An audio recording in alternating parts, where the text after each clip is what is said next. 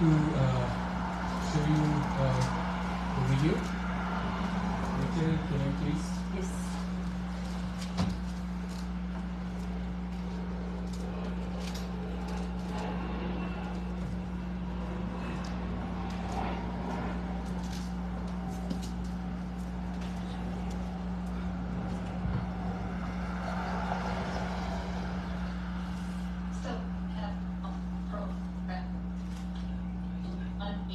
Was in the best shape of it.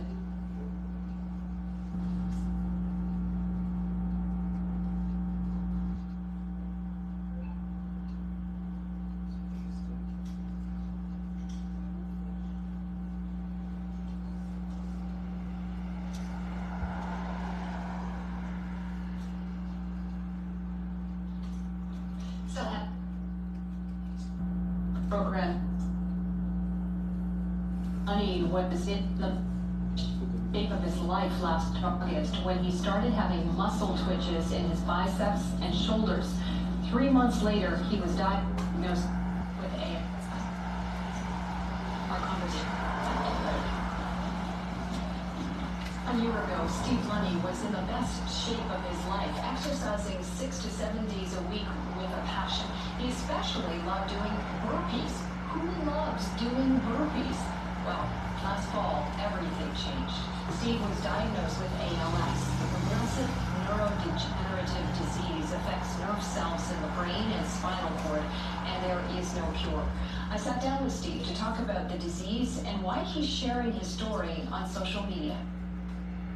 Steve Lunny, I look at some of your videos and the burpees that you did were incredible, and nobody likes burpees, but you love them. I love burpees. I mean, it felt like floating, it felt like flying. I love the exhaustion after the burpees. Yeah, they were like they were my favorite exercise, and I know they're often punishment, but I love them. And how long have you been working out to that extreme where you were incredibly fit? I became obsessed with fitness actually when I got sober 15 years ago, and I was never satisfied with my level of fitness. I appreciated it, but I always wanted something more. And then last August, you started having symptoms. Can you explain what you were feeling? Sure. So I was having twitches in my biceps and shoulders that weren't incidental to workouts. I couldn't correlate them to anything I had done, and they would happen at rest, like before bed. And they were strange, but they weren't alarming, so I didn't pay too much attention to them. Within a matter of weeks, I tried to run across the street to beat an oncoming car, and I couldn't run. I couldn't get my legs to do it, and I didn't know why. So at that point, I was like, this is a problem, and I booked an appointment with a neurologist. So what kind of reaction did you get from the neurologist?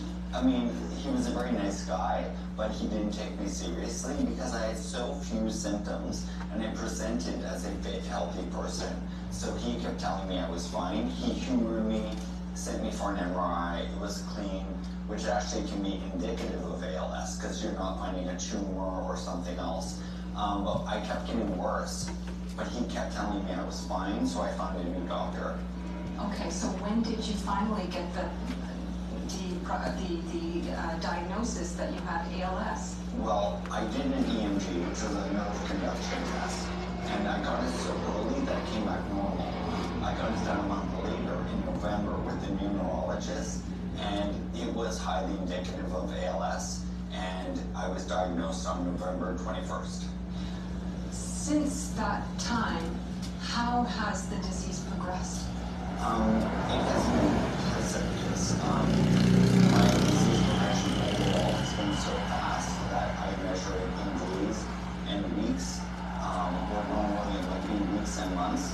And that's not to say I'm the fastest progressing person. There are people even faster than me. But I rarely can adjust to my current symptoms before they're changing again. And what are those symptoms then? The most severe symptoms are in my hands. They're very weak. My left hand is paralyzed. My right hand is not far behind. My arms are very weak. On the lower body, it's very different. My legs are strong, but extremely stiff, so I can't walk very well because I can't bend my knees and my ankles. And you are still able to work out to some degree. Yes, I do my best because when you have the mentality of someone into fitness, it's very hard to sit still. So I have like a Pilates reformer. I do some stuff on that. I use the elliptical because I can still grip well enough to stabilize myself and get that range of motion like I'm running and get my heart rate up. So it gives me an experience of a fully able-bodied person with the machine. ALS it's one of the worst. Sorry for the video. I said Richard will stop it in between. So yeah. So I would like to ask you, like, did you see any new thing in the video? We saw you. Yeah. That's like you are concentrating on the video. That's good. So yeah, few days back, I worked with this client. He's my client, and he's struggling with some disease which has no cure till yet. And yeah, so I'm working as a PSW caregiver, and I just recently started this job 3 or 4 months back. So the reason why I showed this video, though it's a person who's struggling, who's fighting with the life, and who's having some disease which has no cure. But yeah, being a Christian, being children of God, we have that gift that we should pray for him and for others also who are struggling with any kind of disease or any kind of problem in their life. And the one thing more, like, I wanted to share, this is a testimony from myself also. It's been like 2 years that we are here in Canada, and things happens very fast for us. Even if we compare with the jobs, or even we compare with our status here in Canada.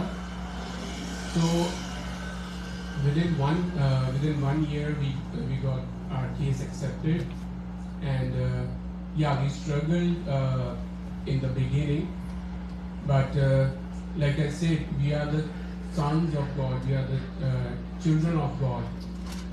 So I never stopped what to say. Yeah, I never stopped praising God. I always hold Jesus' hand in any situation. So this is why I came on the news channel. It's a very big thing for me because I have never been on the TV before. So yeah, like everybody want to be on the screen. So God gave me that opportunity that I came on the screen, and the place I work is in the Westmount, and that retirement home is the most expensive building in the whole Montreal. And it's a blessing of God that God gave me that opportunity to work in that retirement home with this client, and yeah, it's all because of Jesus. So the reason I'm sharing this news with you, I know we all are immigrants here, we all are new in this country, but the thing is, like, if you hold Jesus' hand, you'll get all the blessings sooner or later. And you need to have patience, and you need to have faith in God. And definitely, like for me, everything happens so quickly because I already know that I'm the Son of God, we already have all the blessings. It's just the time that we need to realize that when we get those blessings. And I want everybody to pray for my client. We already heard about his illness, and pray for all the people who are going under some difficulties in their lives. So the gifts we already have, it's a prayer that we can do for others also. So thank you very much, and I thank Pastor for giving me this opportunity to share my testimony. Thank you very much.